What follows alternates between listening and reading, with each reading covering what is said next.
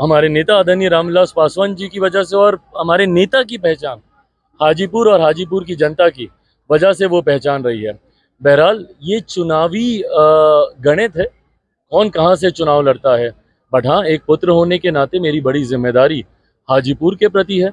और जैसे मेरे नेता की पहचान हाजीपुर रहा है, मेरी पहचान जमुई लोकसभा रहा है, तो ऐसे में एक बड़ी जिम्मेदारी मेरी जमुई के भी प्रति है। आने वाले दिनों में कौन कहाँ से चुनाव लड़ता है, ये गठबंधन और गठबंधन के बाद पार्टी का संसदीय बोर्ड ये फैसला करेगा। बट हाँ, जिस बात को मैंने बार बार कहा कि युवा अवस्था में आया था, बुजुर्ग होकर जाना चाहता हूँ, क्योंकि जमुई से मेरा रिश्ता सिर्फ एक सांसद और जनता का रिश्ता नहीं है।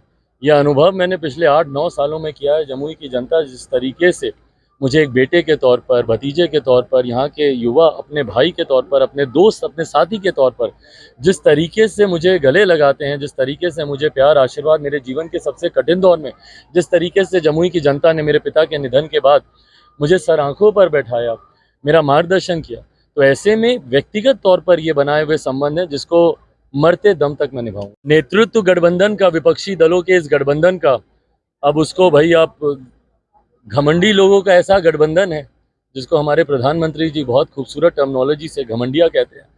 ऐसे लोगों का गठबंधन जिन्होंने सिर्फ अपनी व्यक्तिगत महत्वाकांक्षाओं के लिए देश को, अपने प्रदेशों को उन्होंने सूली पर चढ़ाने का काम किया। मेरे मुख्यमंत्री ने क्या किया भैया? ये उनका घमंड, अहंकार नहीं है तो और क्या है? 2-2 बार जनादेश का अपमान करना। 15 का जनादेश महागठबंधन के लिए सरकार चलाई एनडीए के साथ, 20 का जनादेश एनडीए के लिए सरकार चला रहे हैं आप महागठबंधन के साथ। तो मेरे मुख्यमंत्री ने भी भाई अपने घमंड में ही जनादेश का अपमान किया, और ऐसे ही घमंडिया दलों का ये गठबंधन है। ऐसे में मेरे मुख्यमंत्री जी का एक अपना और अहंकार है कि भाई हमको कम से कम नेतृत्व नहीं तो कम से कम संयोजक ही बना दे। भागे भागे बेंगलुरु गए थे, निराश होकर संभवतः मुंह फुलाकर वहां से लौटे, क्योंकि मीडिया इंटरेक्शन तो इन्होंने किया नहीं वहां पर। अब उसके बाद अब देखते हैं मुंबई में इनका कैसे स्वागत होता है।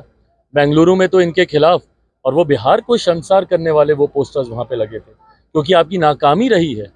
पुल टूटते हुए की तस्वीरें वहां पर दिखाई गई, क्योंकि बिहार एक ऐसा राज्य है जहाँ पे बांध चूहे उतर जाते हैं, पुल इनका हवा में गिर जाता है।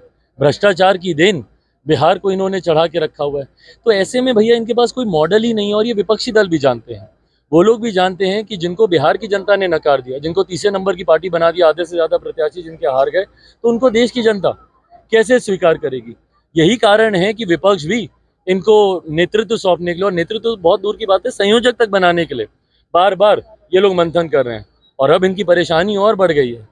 जिस तरीके से राहुल गांधी जी को उनकी सज़ा को जिस तरीके से सुप्रीम कोर्ट के द्वारा स्टे लगा दिया गया है, भई ऐसे दल हैं और ऐसा गठबंधन है जो एक दूसरे का भला नहीं चाहते। एक दूसरे का जितना नुकसान हो उतना इन लोगों को लाभ होता है, तो एक दूसरे के सर पे पांव रखकर आगे बढ़ने का ये लोग प्रयास करते हैं। मेरे मुख्यमंत्री को बहुत सूट करता था, और इसीलिए एक औपचारिकता के अलावा आपको दिखा कि कहीं मुख्यमंत्री जी उत्साहित होकर राहुल जी को बधाई दे रहे हो, भाई सब लोगों ने दी। लालू जी के घर तक राहुल जी चले गए।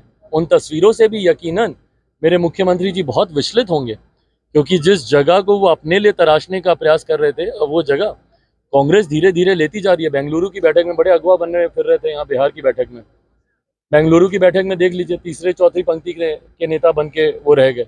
तो ऐसे में ये गठबंधन ऐसा है जो एक दूसरे का विनाश चाहकर अपने आप को आगे बढ़ाने का प्रयास करता है। इसीलिए देश की जनता कभी इसका स्वीकार नहीं करेगी। इसका मतलब ये हुआ कि राहुल जी को स्टे लगने से उनकी सजा पे नीतीश को बड़ा झटका लगा। भाई लगा ही होगा, वो बोलेंगे कैसे?